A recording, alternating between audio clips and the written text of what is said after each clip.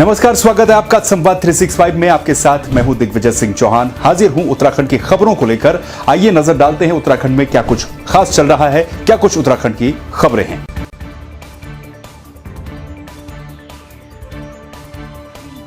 मुख्य निर्वाचन अधिकारी सौजन्या ने विशेष संक्षिप्त पुनरीक्षण कार्यक्रम 2020-21 के लोगों के बीच व्यापक प्रचार प्रसार करने के लिए जागरूकता वाहनों का फ्लैग ऑफ किया। इसमें लोडिंग और विक्रमों पर जागरूकता के पोस्टर लगाकर शहर में जगह जगह कार्यक्रम का प्रचार प्रसार करने के लिए निर्देशित किया गया है। कार्यक्रम में अपर मुख्य निर्वाचन अधिकारी S.A. मुरुगेशन के अलावा अन्य कई अधिकारी मौजूद रहे। हर साल हम ऑपरेशन करते हैं, तो उसी क्रम में जो 2021 जनवरी 1 तारीख है अगले साल तक जो 18 साल हो जाएंगे, उन लोगों का ऐसा न्यू एलिजिबल वोटर्स है उसको अभी रजिस्टर करने के लिए मौका है। इसके अलावा कोई है नया भी कहीं से बाहर आ रहे हैं, उनका नाम भी दर्ज करना है तो वो भी रेगुलर उसमें आ जाएगा, फिर वो लोग भी दर्ज कर सकते हैं।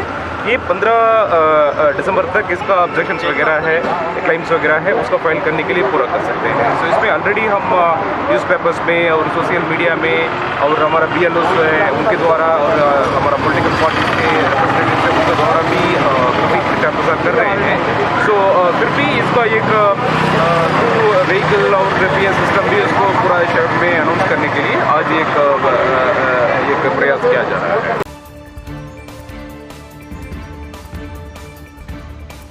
आगामी कुंभ को लेकर जहां प्रदेश सरकार लगातार भव्य और सुंदर आयोजन करने के लिए प्रयास करती हुई नजर आ रही है, वहीं हरिद्वार का अग्रणी बैंक पंजाब नेशनल बैंक भी कुंभ में अपनी अच्छी सेवा देने की तैयारी कर रहा है। बैंक के रीजनल मैनेजर ने बताया कि आगामी कुंभ को देखते हुए उन्होंने बैंक के सभी ATM की गुणवत्ता और पर्याप्त नकदी को लेकर बैठक की है। प्रेस कॉन्फ्रेंस के जरिए उन्होंने बताया कि हमारी शाखा ने सभी ATM को दुरुस्त कर पर्याप्त नकदी की व्यवस्था पूरी करने की कवायद शुरू कर दी है।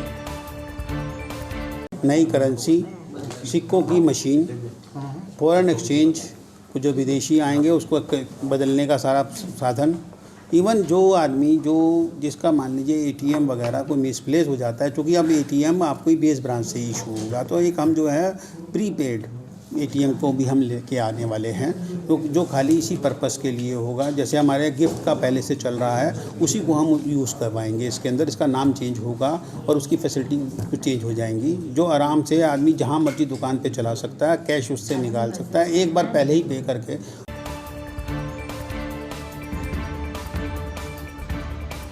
हरिद्वार के ज्वालापुर में पिछले 50 वर्षों से चल रहे विवादित मामले में कोर्ट के फैसले से नाखुश होकर कब्जाधारियों ने आत्मदाह की चेतावनी दी है। उन्होंने कहा कि बंटवारे के समय हमारा परिवार पाकिस्तान से यहाँ पर आया था, तभी से ही हम 25 लोगों का परिवार यहाँ पर रहता है। वहीं अन्य पक्ष का कहना है कि कोर्ट का जो फैसला आया है वो सभी को मंजूर होना चाहिए। हम बिना लड़े प्रशासन के माध्यम से कार्रवाई कर रहे हैं। स्टे लेके आई हुई हूँ, इतनी ज्यादती नहीं होनी चाहिए। एक बड़ा पैसे वाला आदमी एक गरीब आदमी को नहीं सताना चाहिए जिस तरह सता रहे हैं वो। जब से हम वहाँ बाहर शिव कुमार ये स्टे आया सुप्रीम कोर्ट से, तो हमें को रोटी भी नहीं खाने देगा, हमारे बाल बच्चों के गले घोटेगा, क्या करेगा बताओ? हैं हम कहाँ जाएंगे बताओ? कौन सा रोजगार है हमारे पास? दुकान है, हमारे पास कोई और रोजगार नहीं है और ये हमारी दुकान लेना चाहता है। हम कहाँ जाएंगे? हमारे बच्चे कहाँ जाएंगे? और ये जो केस है ये सन 72 से चला हुआ है और ये लोग यहाँ लोकल कोर्ट से, हाई कोर्ट से, सुप्रीम कोर्ट से सब जगह ये जा चुके हैं।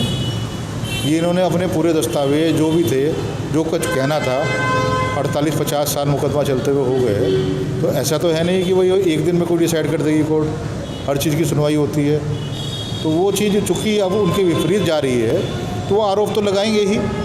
1950 से यहाँ पे पाकिस्तान से जब से आए हैं तब से यहाँ पे बैठे हैं, हमें काबिज है। ये शिव कुमार है, शराफ है, ये पूंजीपति आदमी है, भूमाफिया। इसका कहना यह है कि यहाँ मेरी ज़मीन है, इसकी ज़मीन कोर्ट में PWD में जा चुकी, सड़क पर जा चुकी है। ये हमारे से कब्जा मांग रहा है। सुप्रीम कोर्ट ने ऑर्डर किया 1325 फसली के आधार पर कब्जा ले लो। ये सुप्रीम कोर्ट के ऑर्डर को नहीं मान रहा, कह रहा कोर्ट, अमीन, तहसीलदार सब खरीद रखे, इसने जज वज सब खरीद रखे हैं और ज़बरदस्ती कब्जा ले रहा है। हम कब्जा देने तैयार है, इसकी जगह है तो ले, बिना मतलब नाजायज़ ले रहा है हमारे से। ये सब लोग सड़क पर आ जाएंगे, गरीब लोग हैं, जनता तो भूमाफिया, हम तो पाकिस्तान से आए शरणार्थी लोग हैं, दाल रोटी से मजबूर हो जाएंगे।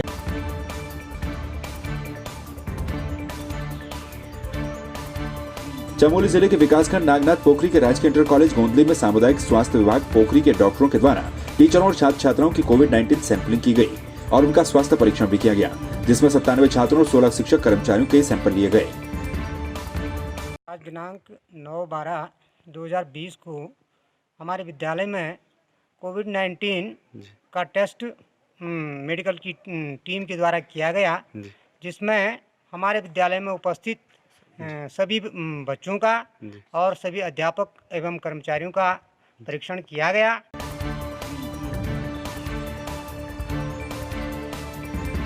टिहरी जिले के चंबा में ऑल वेदर निर्माण कार्य में लगी कंपनी की लापरवाही से एक युवक की गिरने से मौत हो गई, जिसको लेकर ग्रामीणों ने हंगामा किया। ग्रामीणों ने कहा कि जब तक मुकदमा दर्ज नहीं होता तब तक प्रदर्शन करते रहेंगे। युवक ग्राम पंचायत मंजूर के आदर्श होटल शादी में आया हुआ था, लेकिन सुरक्षा व्यवस्था न होने के कारण वो गिर गया, जिससे उसकी घटनास्थल पर ही मौत हो गई। वहीं मामले में उप जिलाधिकारी ने बीआरओ और कार्यदायी संस्था को जिम्मेदार बताते हुए कार्रवाई करने की बात कही है। विगत बरसात से पहले जब ये उन्होंने रोड काटी है, उस समय से इनको कहा जा रहा है कि इसको दीवार ऊंची लगाएं और जो रास्ता क्षतिग्रस्त हो गया है उसको विधिवत बनाएं। और चूंकि रास्ता एकदम खड़ा हो गया है और उसमें रेलिंग की भी ज़रूरत है, दीवार की ज़रूरत है, उनसे कई बार बीआरओ से कहा जा रहा है। उसी के बगल में ये भूस्खलन हुआ है, भूस्खलन भी काफ़ी लंबा है, ऊपर चंबा वाले बाजार तक पहुँच गया है। उसमें इनके भी अभी पूरी दीवार नहीं लगाई गई, उसमें भी कई दूसरे हादसे की ये लोग इंतजार कर रहे हैं। जो भी घटना हुई है उसके लिए कार्यदायी संस्था बीआरओ जिम्मेदार है। यहाँ पे एसडीएम साहब के माध्यम से और बीआरओ के माध्यम से पहले भी हमने इनको बताया था कि यहाँ पे ये जो रास्ता है ये बड़ा डेंजर जोन हो चुका है, इसमें रेलिंग और रास्ता बना के सही ढंग से, लेकिन भारत कंपनी और ये यहाँ पे गिरीप वाले जो है हमारी कोई बात सुनी नहीं है। आज यहाँ पे इतना बड़ा हादसा हो गया, आदमी ऊपर से गिर के ख़त्म हो गया है, लेकिन आगे भी ये लोग हमारी बात सुनने को तैयार नहीं है। ऐसे ही हमें बार बार बोल रहे हैं कि हम करेंगे। कभी कभी ये बोल रहे हैं कि हमारा काम इतना ही था, हमने ख़त्म कर दिया है, अब हम आगे इसका काम नहीं करेंगे। और इस प्रकार से ये हादसे होते रहेंगे तो इसका जिम्मेदार आखिर कौन होगा? में कार्यदायी संस्था भारत कंपनी है और बीआरओ इनकी मिली भगत से ये न रास्ते बना रहे न कुछ, इसके लिए पूरी तरीके से जिम्मेदार बीआरओ और यहाँ पर कार्यदायी संस्था है भारत कंपनी है। इन पे हत्या का मुकदमा दर्ज होना चाहिए। इनकी वजह से आज पूरी 2 पट्टी के लोग त्रस्त हैं। इन्होंने जगह जगह जो हमारे रास्ते थे वो बंद कर दिए, हमारे पानी की पाइपें आती थी, पानी के स्रोत थे वो पूरे नष्ट कर दिए, बनाने के लिए तैयार नहीं है। जब भी इनके सामने जाओ तो ये केवल आश्वासन पे आश्वासन देते हैं। ये आज भी कई जगह दरारें टूट चुकी हैं, पड़ चुकी हैं, इनके जो पुस्ते लगे हैं, ये हादसों का इंतजार कर रहे हैं। अभी तो ये चीज़ें नहीं है। मैं तो ये बोलता हूँ कि बीआरओ के जिम्मेदार अधिकारियों पर और भारत कंपनी के जिम्मेदार उस पर हत्या का मुकदमा दर्ज होना चाहिए।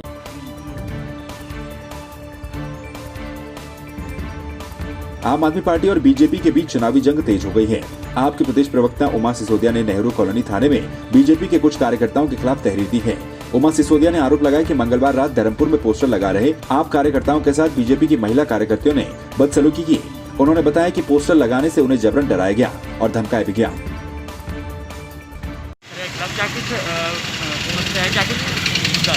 देखिए, आम आदमी पार्टी जिस तरह से उत्तराखंड में बढ़ती जा रही है, बीजेपी के लोगों में जबरदस्त बौखलाहट की स्थिति है। कल यहाँ पर माता मंदिर रोड पे हमारे कुछ कार्यकर्ता केजरीवाल जी के कुछ पोस्टर्स अपनी दुकान पे लगा रहे थे, तो यहाँ के जो काऊ जी, जो यहाँ के माननीय मुख्य विधायक हैं यहाँ के, उनकी ओएसडी की वाइफ उर्मिला रावत जी आती हैं और अपनी कुछ सहेलियों के साथ आती हैं, उनके साथ 1-2 पुरुष भी होते हैं और हमारे कार्यकर्ताओं को ये धमकाया जाता है कि हम यहाँ पर केजरीवाल जी के पोस्टर्स नहीं लगाने देंगे।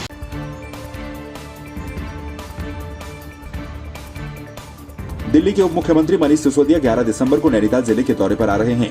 बताया जा रहा है कि ये मनीष सिसोदिया का निजी दौरा है। हालांकि इस दौरान वे पार्टी कार्यकर्ताओं से भी मुलाकात करेंगे और पार्टी से जुड़े कार्यक्रमों की जानकारी भी ले सकते हैं। इसके अलावा सिसोदिया प्रसिद्ध कैंची धाम के दर्शन भी करेंगे। ये माननीय उप मुख्यमंत्री मनीष सिसोदिया जी का एक निजी दौरा है जो 11 तारीख को वो उत्तराखंड आ रहे हैं और 11 को वो भीमताल में रहेंगे। उसके बाद 12 तारीख को सुबह नीप करोरी महाराज के दर्शन के लिए जाएंगे कि जैसा हम सबको विदित है कि आस्था का एक बहुत बड़ा प्रतीक है हमारा नीप करोरी महाराज जी और उनके आश्रम, और वहाँ जाके वो प्रदेश की खुशहाली के लिए और उत्तराखंड के लोगों के उज्जवल भविष्य के लिए प्रार्थना भी करेंगे। जब से आम आदमी पार्टी ने घोषणा की है कि वो आम आदमी पार्टी 2022 के चुनावों में पूरी ताकत और पूरी दमखम से लड़ेगी, उसके बाद पार्टी के शीर्ष नेतृत्व उसमें पहला ये दौरा है किसी आम आदमी पार्टी के शीर्ष नेतृत्व का। इसमें उनका जो प्रोग्राम है वो 11 तारीख को वो उत्तराखंड में आएंगे, काशीपुर के रूट के थ्रू से आने वाले। साथ ही साथ 12 तारीख को वो कैची धाम आश्रम है जिसकी उसमें उनकी निजी आस्था है और वो उस प्रोग्राम में वहाँ पर सुबह सुबह दर्शन करेंगे। उसके बाद हमारा कुछ समाज के जो प्रबुद्ध लोग हैं वो उनसे मिलना चाहते हैं, उनसे बात करना चाहते हैं और साथ ही साथ ये चाहते हैं कि जो उनके विषय हैं उनके ऊपर आम आदमी पार्टी की क्या समझ है। तो आपने देखा उत्तराखंड में क्या कुछ खास चल रहा है, क्या कुछ उत्तराखंड की खबरें रही। एक बार फिर से आपके सामने हाजिर होंगे उत्तराखंड की कुछ और खबरों के साथ। तब तक के लिए आप बने रहिए संवाद 365 के साथ। नमस्कार।